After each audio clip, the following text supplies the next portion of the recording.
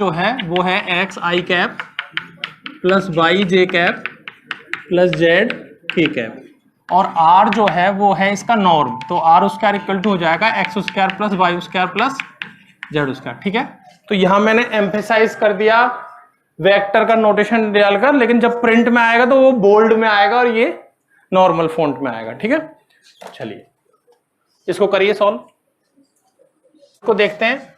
तो इसको हम क्या कर सकते हैं, इसको लिख सकते हैं summation i del by del x, और ये मेरा हो जाएगा ये r माइनस 3 है ना। तो जो मैं x के साथ करूंगा फिर y के, समेशन का मतलब है पहले x के साथ फिर y के साथ फिर z के साथ, ऐसे लिख सकते हैं इसको, है ना। मतलब सिंप्लिसिटी के लिए आप चाहो तो पूरा एक्सपेंड भी कर सकते हो, इसमें कोई दिक्कत नहीं है। तो अब जब मैं इसको डिफरेंशिएट करूंगा तो मुझे क्या मिलेगा, ये मुझे मिल जाएगा -3 r माइनस 4 और del r by del x, तो ये मुझे मिल जाएगा i -3 r माइनस, तो del r by del x क्या आएगा, देखो r माइनस 4 और del r by del x क्या था जो हमने पहले पढ़ा था, r x बाई r, तो ये मुझे मिल जाएगा x बाई r। ठीक है, तो ये मुझे मिल जाएगा समेसन ऑफ, तो अब जो चीज समेसन में नहीं है, तो समेसन में क्या आई जे के टर्म एक्स वाई जेड के टर्म है ना, जो कांस्टेंट है वो हम बाहर ले लेंगे, है ना। कांस्टेंट का मतलब है स्केलर क्वांटिटी, तो ये हमारा 3r माइनस 5 हम बाहर ले लेते हैं और इसको हम लिख देते हैं आई एक्स, तो ये मुझे मिल जाएगा -3r माइनस 5 और r वेक्टर। अभी बताओ ये समेशन वाला कॉन्सेप्ट समझ में आ गया आपको, इसको समझना जरूरी है क्योंकि इससे क्या होगा कि आपकी कैलकुलेशन इजी हो जाएगी। ठीक है, ये मैं फर्स्ट टाइम इंट्रोड्यूस कर रहा हूं ना।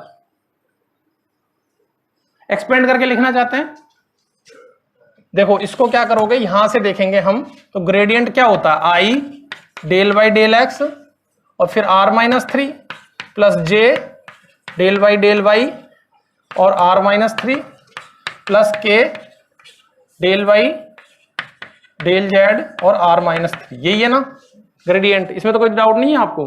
अभी इसको हम जैसे कि ये वैसे कर लेंगे, तो यहां इसको डिफरेंशिएट करेंगे, इसको करेंगे, इसको करेंगे, तो ये कॉमन आ जाएगा हमारा, है ना।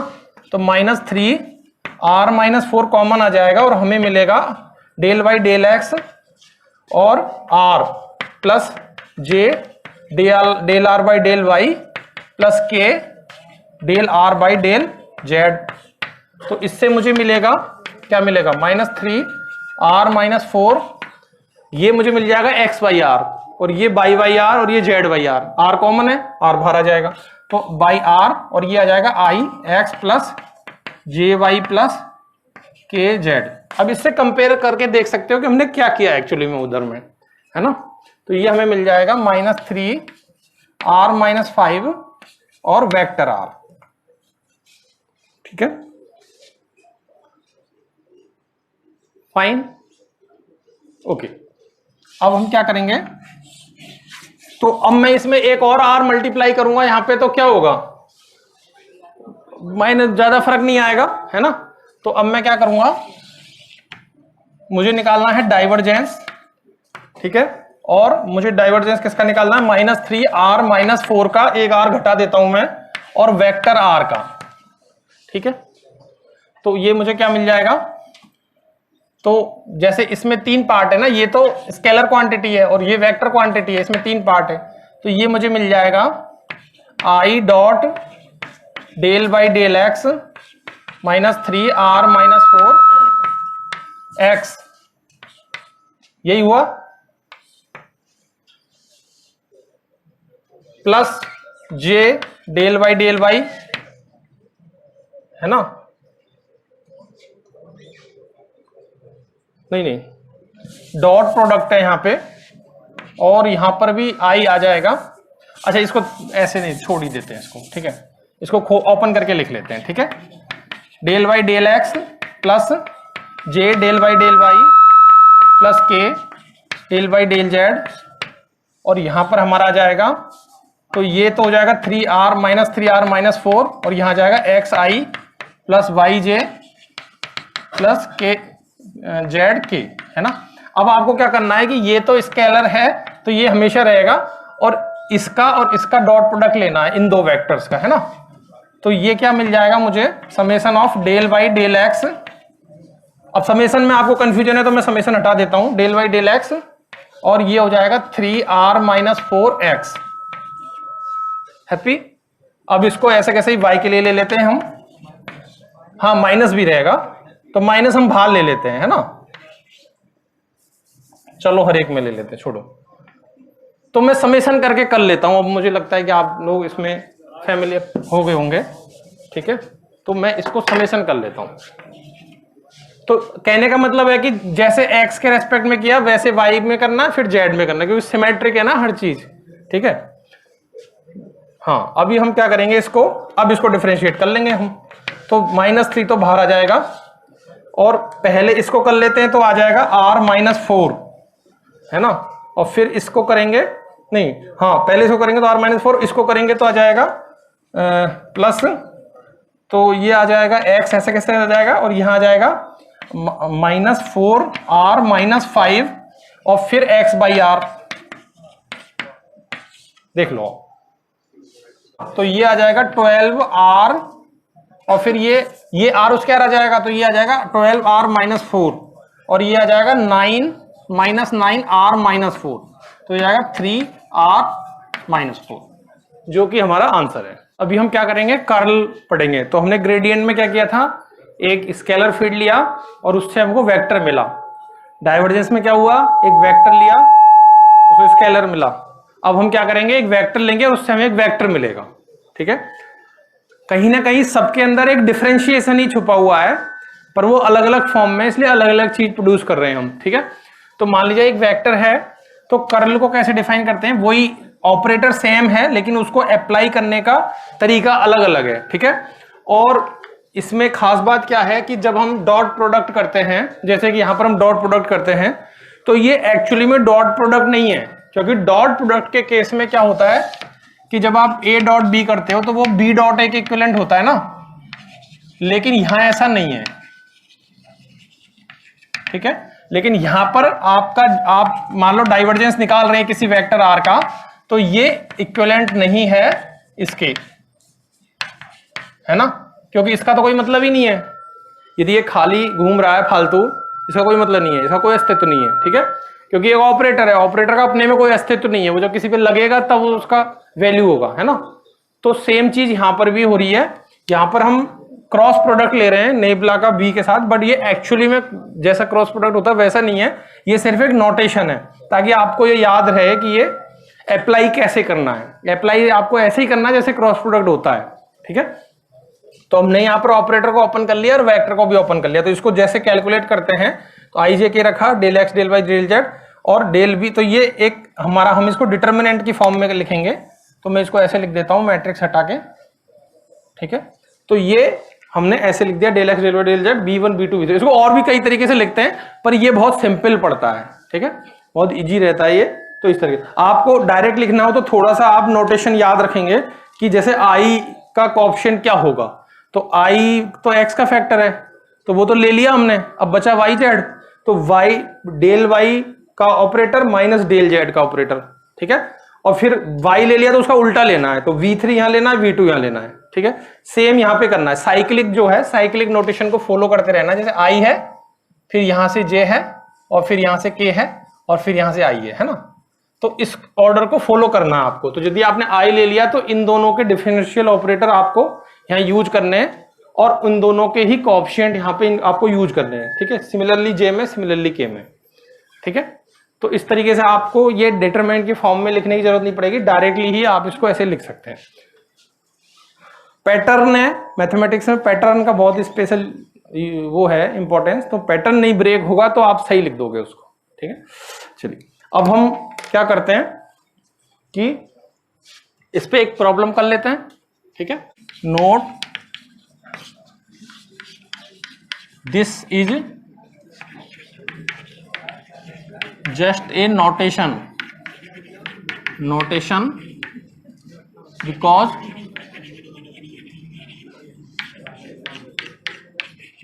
is not equal to minus, जैसा कि क्रॉस प्रोडक्ट में होता है, ये दोनों इक्विवेलेंट होते हैं ना, लेकिन यहां पर ये दोनों इक्विवेलेंट नहीं है, ठीक है।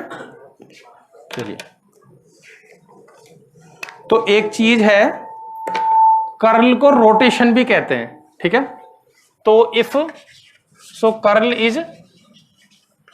इज आल्सो कॉल्ड, मतलब कुछ चीजें होती है ना, जैसे कर्ल एक जनरल वर्ड है, लेकिन जब उसे किसी पर्टिकुलर फील्ड पे अप्लाई किया जाएगा जहां रोटेशन एक मीनिंगफुल चीज है, तो वहां उसको रोटेशन कहेंगे, है ना। तो curl is also called as rotation, called as rotation.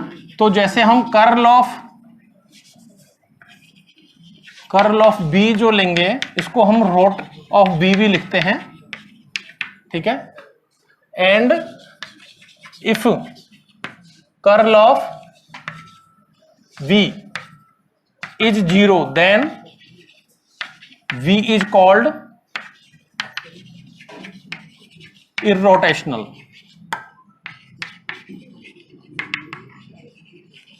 तो जब कर्ल 0 होगा तो उसको हम कहेंगे irrotational, ठीक है। तो आपको डायरेक्टली क्वेश्चन पूछा जाएगा कि क्या कंडीशंस है कि ये वेक्टर irrotational है, या आपको पूछा जाएगा कि check if the vector is irrotational और नॉट।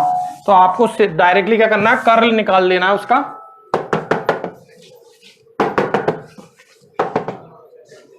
ठीक है। फॉर्मूला उधर दिया हुआ है, उसको लगा के इसको कर्ल निकालना आपका, 2yz माइनस,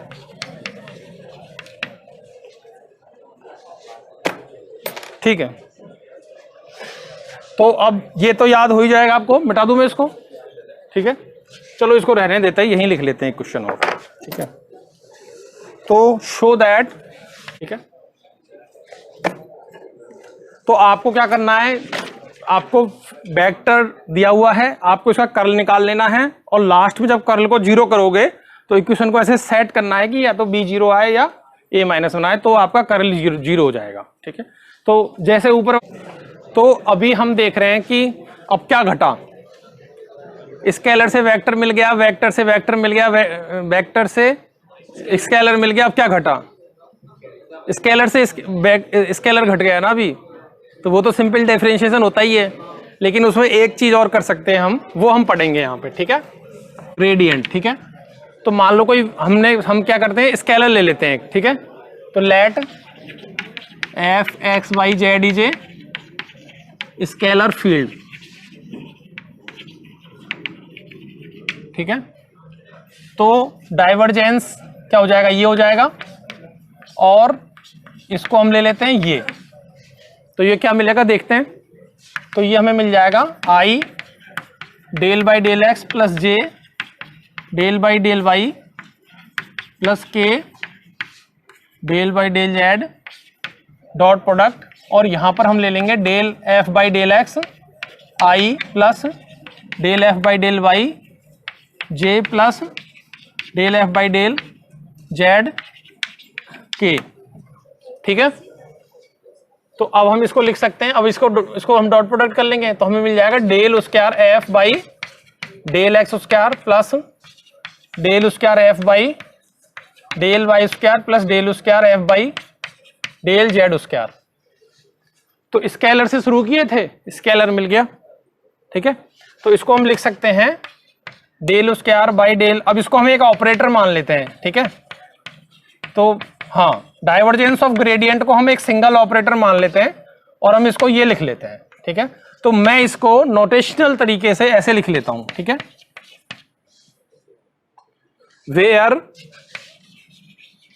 वेयर ये जो है, ये एक ऑपरेटर हमने मान लिया जो कि डाइवर्जेंस ऑफ ग्रेडियंट है, और इसकी वैल्यू ये है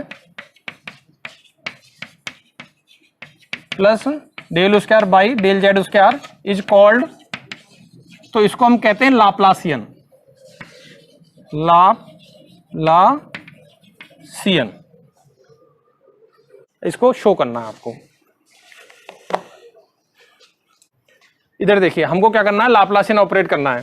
तो हमको क्या करना है, एफ का डबल डिफरेंशिएशन पार्शियल एक्स के रेस्पेक्ट में निकाल लेना है पहले अलग से, फिर उस पर समेशन लगा देना है। तो जो एक्स के रेस्पेक्ट में वैसे ही वाई के रेस्पेक्ट में हो जाएगा, वैसे ही जेड के रेस्पेक्ट में हो जाएगा।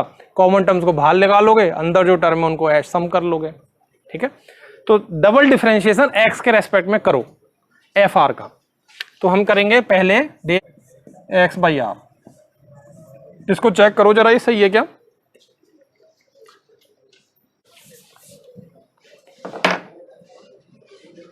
अब इस पे समेशन लगा लेंगे हम, है ना। तो Laplacian of f r equal to हो जाएगा summation of f double dash r, ये हो जाएगा x by r square minus f dash plus f dash r by r minus f double dash r f dash r x square by r 3, ठीक है। तो ये पूरे पे summation है। तो जब इसको समेशन करेंगे तो क्या आएगा, ये तो x square plus y square plus z square equal to r square आ जाएगा ना। तो आर स्क्वायर से आर स्क्वायर कट जाएगा तो ये आ जाएगा एफ डबल डैश आर बाहर, ठीक है। ये क्या 3 बार रिपीट होगा, तो ये आपके आ जाएगा plus 3 f dash r by r, ठीक है। प्लस अब यहां पर क्या होगा, x square plus y square plus z square, एक आर क्यूब है तो एक आर बचेगा, है ना। तो यहां पर मुझे मिल जाएगा f dash r by r. तो ये हमें मिल जाएगा, क्या चाहिए था, हाँ वही चाहिए था। तो f double dash r plus 2 f dash r by r, कहाँ डैश छूट गया, सही तो है, डैश है इसमें, ठीक है।